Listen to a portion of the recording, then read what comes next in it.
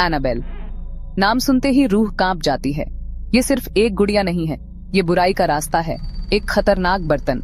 इसकी कहानी कमजोर दिल वालों के लिए नहीं है, ये एक सच्ची कहानी है, ये एक डरावनी कहानी है।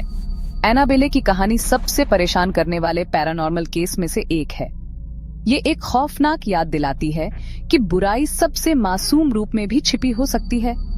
वो देखने में मासूम लगती है, प्यारी भी, लेकिन उसके सिले हुए मुस्कुराहट के नीचे एक अंधेरा है जो बहुत ही बेचैन करने वाला है। एनाबेले कोई आम खिलौना नहीं है, वो एक रैगडियन गुड़िया है। वो एक तोहफा थी, प्यार से दिया गया, लेकिन वो प्यार जल्दी ही दहशत में बदल गया। गुड़िया अपने मालिकों के लिए एक बुरा सपना बन गई।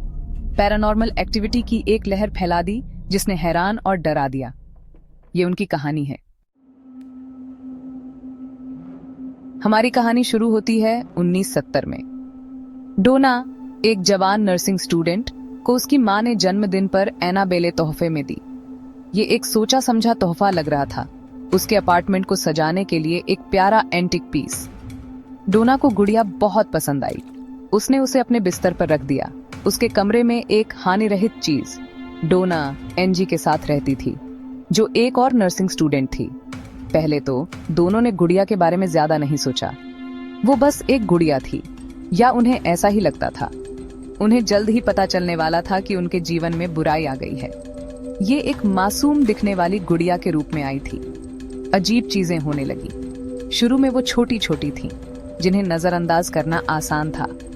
गुड़िया हिलती हुई लगती थी। डोना उसे अलग अलग जगहों पर पाती थी। वो एनाबेले को बिस्तर पर छोड़ती थी और उसे सोफे पर पाती थी या फिर कुर्सी पर। हरकतें और ज्यादा होने लगी, और ज्यादा ध्यान देने लायक और ज्यादा बेचैन करने वाली। डोना और एनजी घर आती तो गुड़िया बिल्कुल अलग कमरे में होती थी। उन्हें पता था कि उन्होंने उसे नहीं हिलाया था, कुछ तो बहुत गड़बड़ थी।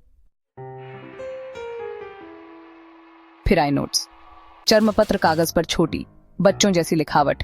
हमारी मदद करो, उन पर लिखा था। लू की मदद करो। डोना और एनजी डर गईं। उन्हें नहीं पता था कि लू कौन है, उन्हें नहीं पता था कि नोट्स कहां से आ रहे थे। डर बढ़ गया। एक शाम डोना घर आई तो एनाबेले उसके बिस्तर पर थी। गुड़िया के हाथ और पैर क्रॉस किए हुए थे, और कुछ वाकई डरावना, गुड़िया के हाथों पर एक लाल चिपचिपा पदार्थ लगा हुआ था। वो खून जैसा लग रहा था। घबराहट होने लगी। जवाबों के लिए बेताब डोना और एनजी ने वो किया जो कई लोग उनकी स्थिति में करते। उन्होंने मदद मांगी, लेकिन पुलिस से नहीं। उन्होंने एक माध्यम से संपर्क किया। भाग 4, समझ से परे एक ताकत। माध्यम ने एक सियांस किया। माध्यम के जरिए उन्होंने एक आत्मा से संपर्क किया। आत्मा ने खुद को एनाबेले हिगिंस बताया। एनाबेले आत्मा ने एक दुखद कहानी सुनाई। वो बस एक छोटी बच्ची थी जब उसकी मौत हुई थी। वो उस मैदान में खेला करती थी जहां अब डोना का अपार्टमेंट बना हुआ था।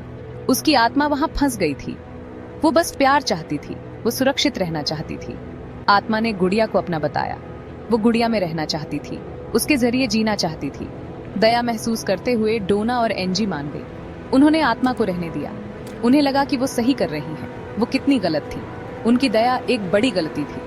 पैरानॉर्मल गतिविधियां तेज हो गई। चीजें कमरे में हिंसक रूप से घूमने लगी। डोना के एक दोस्त लू को खासतौर पर उस शैतान ने निशाना बनाया। उसे गुड़िया कभी पसंद नहीं आई थी। उसे उसके आसपास हमेशा डर लगता था। उसने डोना को उसे फेंक देने की चेतावनी दी थी। उसने उससे कहा था कि वो बुरी है। लू एक रात उठा तो एनाबेले उसके बिस्तर के नीचे बैठी थी। उसकी कांच जैसी आंखें उसे घूर रही थीं। फिर गुड़िया ने हमला कर दिया। उसे अपनी छाती पर एक तेज जलन भरा दर्द महसूस हुआ। उसने अपनी कमीज फाड़ी तो 7 पंजे के निशान थे, बहुत गर्म और दर्दनाक। निशान असली थे और डरावने। भाग 5, एनाबेले की जेल। निराश और डरी हुई डोना और एनजी ने आखिरकार किसी ऐसे व्यक्ति से संपर्क किया जो मदद कर सकता था। एड और लॉरेन वॉरेन। वॉरेन जाने माने पैरानॉर्मल इन्वेस्टिगेटर थे। उन्होंने शैतानी और भूतिया चीजों के अनगिनत मामलों को सुलझाया था। वॉरेन ने तुरंत स्थिति की गंभीरता को पहचान लिया। ये कोई मामूली आत्मा का जुड़ाव नहीं था, ये कुछ और ही भयानक था। ये एक शैतानी उपस्थिति थी, एक दुष्ट शक्ति जो अपने शिकार को फुसलाने के लिए एक बच्चे का रूप धारण कर रही थी। वॉरेन ने निष्कर्ष निकाला कि एनाबेले पर किसी छोटी लड़की का कब्जा नहीं था। ये एक दानव था, जो गुड़िया को एक बर्तन के रूप में इस्तेमाल कर रहा था। यह एक इंसानी आत्मा चाहता था। वॉरेन गुड़िया को ले गए।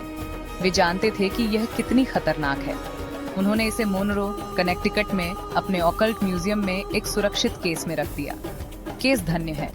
यह पवित्र भूमि है। यह शैतान को और नुकसान पहुंचाने से रोकता है। लेकिन चेतावनियां अब भी हैं। केस पर एक चिन्ह आगंतुकों को कांच को न छूने की चेतावनी देता है।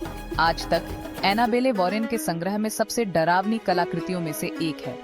वह इस बात की कड़ी याद दिलाती है कि बुराई कई चेहरे पहनती है और कभी-कभी वे चेहरे एक बच्चे की गुड़िया की तरह मासूम होते हैं।